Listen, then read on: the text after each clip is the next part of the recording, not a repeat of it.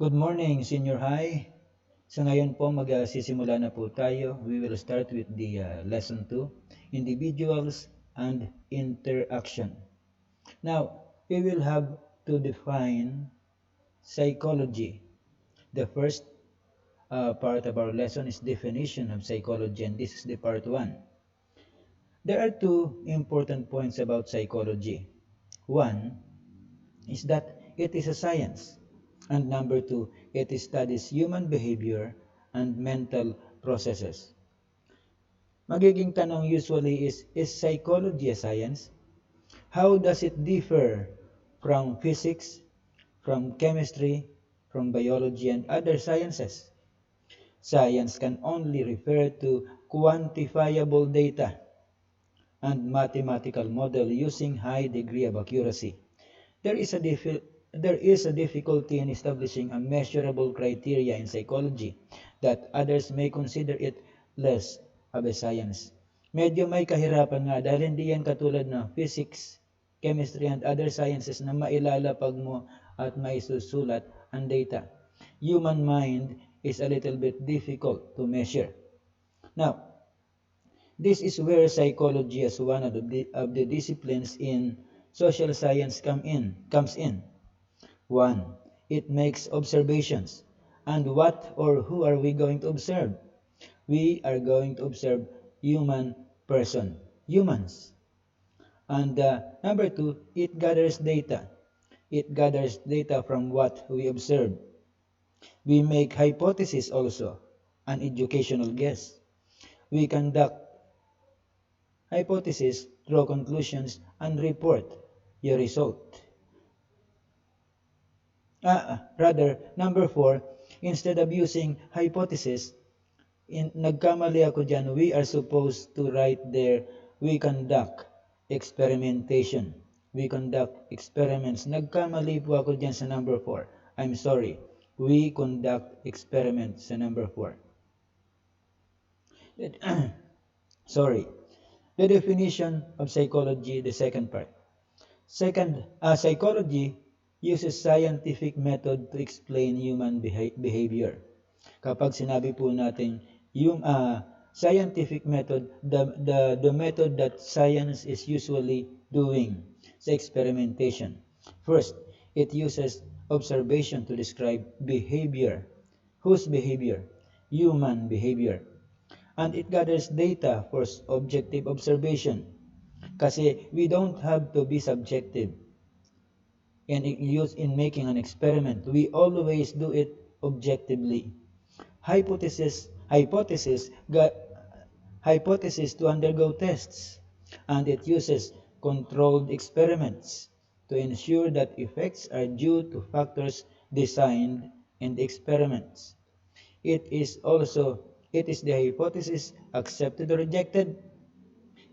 Is it accepted or rejected? Depende sa magiging result ng ating experimentation. And kapag natapos na po ang ating experiment, we usually subject it or submit it for criticism. Is the experiment correct or not? Maraming mga criticisms ang pwede nating matanggap diyan. Others will say it's correct, others will say wrong. It is only after that an idea can be considered law or theory. Sa ating science ngayon, meron po tayo mga sinasabing law of gravitational pull. But there are also theories. Theory of relativity by Einstein.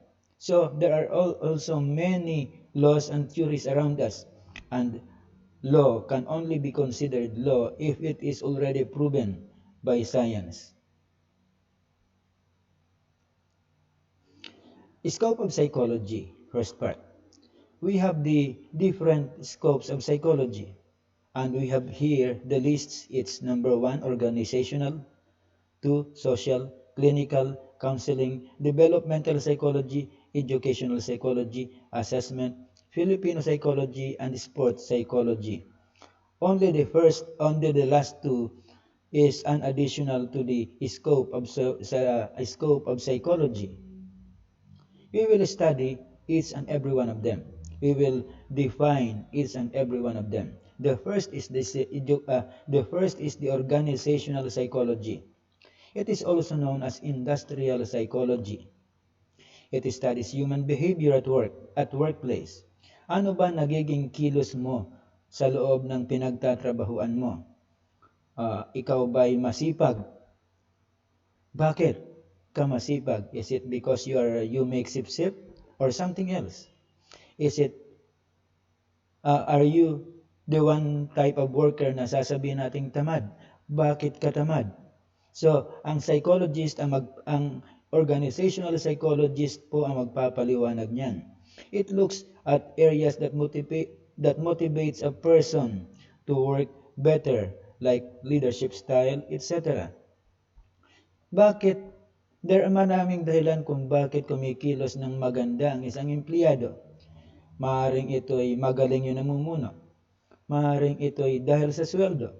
Maraming iba't ibang dahilan why they work that way. They play an important role in making organizations more productive while ensuring physically and psychologically productive and healthy lives for the workers. Nakadepende rin po sa namumuno ng isang organisasyon na patrabahuan.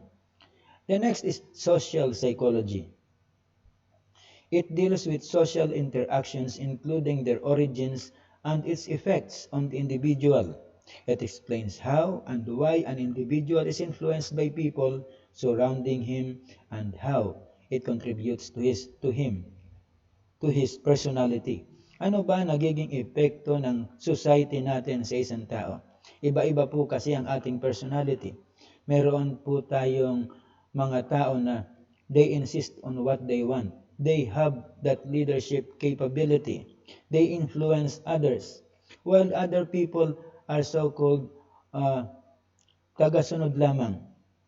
Sila'y mga taong bagamat matatalino yung iba, wala sa kanila yung leadership capability. Number 3, clinical psychology. It is also known as abnormal psychology. Medyo hindi ko gaanong type yung pangalan niya, abnormal psychology. It is the scientific study of mental health. Nagkakaproblema na ba yung isip? Hindi po ang utak ang isip ang may problema. Mental health, personality, and everyday adjustment. Doon po ang mga problema ng tao na pinag-aaralan ng clinical psychologists. It is the branch of psychology engaged in diagnosis, treatment, and prevention of psychological problems such as mental, emotional, and behavioral. Inaalam po nila kung ano ang problema ng isang tao at saka sila nakilos kung paano ito magagawa ng paraan. They conduct therapeutic intervention directed in identifying emotional conflicts, personality disturbances, and the skills deficits. Doon po, yan po ang mga trabaho ng clinical psychologists. The scope of psychology, part 3. Meron din po tayong counseling psychology. Mga counselor po pwede magbigay payo sa iyo. Facilitates personal and interpersonal functioning across the lifespan with focus on emotional, social, vocational, educational, and health-related, and also development and organizational issues. They cater to all individuals from all walks of life. Lahat ng mga tao sa lahat ng uri ng trabaho nila. Pwede kang mayaman, a billionaire. Pwede kang from other parts of life katulad ng mahihirap. And they may include adolescents having identity crisis to adults facing career dilemma. Simula sa adolescents, mga teenagers na yung mga 13, 14 years old hanggang sa mga kaedaran namin. counsel, nagbibigay ng payo. Lalong-lalo na po yung mga hindi malaman ang pwedeng gawin nila sa kanilang mga problema. Developmental psychology po. It concerns about the nature of human development in cognitive, social, emotional, social, behavioral, and physical aspects of his life. The developmental psychologists possess a specialized knowledge of the developmental characteristics. Yung pagbabago ng mga tao sa yung mga development ng kanyang buhay, katulad from infancy hanggang sa senility, yung mula sa pagkabata hanggang sa pagbabalik bata. Sila ang nag-aaral tungkol dito. About the issues and processes governing specific periods of life from infancy to adulthood and beyond. Sa ano-anong klaseng parte ng ating buhay ang pinag-aaralan nila. Childhood. Pwede po yung pagka-baby. Ano bang tawag natin diyan? Toddlers. Sa childhood. Hanggang sa pagbabago ng ano bang tawag natin diyan? Teenagers, mga 12 to 13, 14 years old. Nandiyan na po yung young adults, mga adolescents, hanggang sa pagiging ulyanin. Huwag naman po sana. Educational psychology concerns with how students learn and in what method they learn best. Kasi iba-iba po ang paraan para tayo matuto. Kung ano iba-iba rin ang ating talent sa buhay. Kami mga teachers, nagtataka kami, bakit itong si student A ay mabilis matuto sa ganitong situation, samantalang si student B ay talagang halos subuan na namin ang sagot. Hirap na hirap pa rin matuto. Yun ang mga pinag-aaralan nila kung ano ang mga method na mag-fit sa kanila para mas mabilis na matuto. They serve an important function of developing, monitoring, and assessing various processes in schools and other educational programs. The scope of psychology, Part 4. Assessment psychology, the process of evaluating procedures and or characteristics of individuals or group through integration of information from multiple data sources. Pasensya na po, naging Y yung T. We see them when we want to assess our behavior. They also interview, analyze, and interpret gathered information. Sila na po ang gumagawa nun. Nag-i-interview sila. Ano man ang data na makuha nila, they analyze it. And of course, they make the interpretation. Formulation of sound answers and decisions pertaining to the questions he addressed. At masasabi nila kung ano ang nagiging problema ng isang tao ayon sa kanilang mga na-interview, na-analyze at information na nag-gather. Ngayon, ito pong Filipino psychology is rather a new one. Wala pa ito nung college ako. Hindi pa po ito nakasama sa napag-aralan namin. Study of human behavior in the Philippine setting. It is similar to general psychology. Hindi ko lang alam kung sa senior high may general psychology na kayo, pero ito ay napag-aaralan ng psychology in the first year level, general psychology. First year college level, minor subject po ito. Lahat po ng college ay kumukuha nito. Pero you're luckier than us. Kasi ngayon pa lang napag-aaralan nyo na ang psychology. Noon college na kami. Ngayon, sports psychology also, hindi ko lang alam kung matagal na ito or bago pa lang kasi I did not take I took PE but as a subject only. Yung mga PE majors ay siguro kinukuha nila itong sports psychology. Looks into the cognitive and behavioral skills training for performance enhancement. Nung ako'y college, meron kaming isang kaklase noon na medyo may kalakihan siya in terms of height. May kalakihan din siya in terms of body build dahil siya ay nag-gym. And may problema lang siya kung bakit hindi siya napapasama sa volleyball team or basketball team. Ang problema kasi niya sa sports psychology has something to do with his ugali. Antindi ng pagkapikon, which is not proper for an athlete. Kapag ikay pikon, magaling naman siya mag-basketball at hindi naman gaano kagalingan sa volleyball, pero sa basketball antindi niya mapikon to the point na siya ay nagmumura.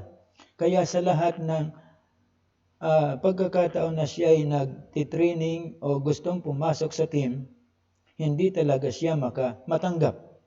They make use of psychological knowledge and skills to address optimal performance and the well-being of athletes, developmental and social aspects of sports participation issues. Sa sports psychology, kasi hindi lang po ang galing mong tinitingnan.